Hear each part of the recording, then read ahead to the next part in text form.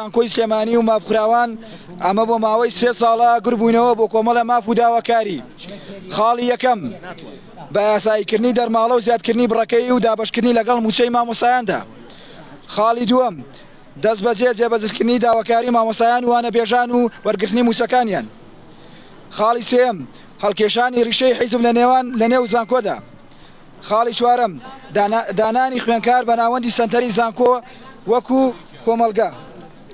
خاڵی پێنجەم بە یاساییکردنی دەرماڵە و زیادکردنی بڕەکەی دابەشکردنی لەلایەن موچە و مامۆسایاندا.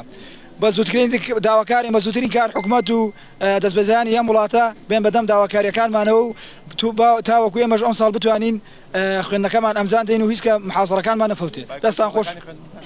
بەڵە باکەوتی وەڵەکانی خوێندنمان کەوتووە بڕۆ من بۆ ماوەی 2-3 ڕۆژە محازەڕەم فەوتا و غیابیش دراوم داواکارم لە مامۆسایان کە لەگەڵ ئێمە بن و پشمان تێ نەکەن. ئێمە ئەگەر وەڵامی داواکاریەکانمان نەدرێتەوە وەکو خوێنکارانی مامۆسایانی پەروەردە هەموو یەکشەممە لەسەر شەقام بەردەوامین و واز ناهێنین.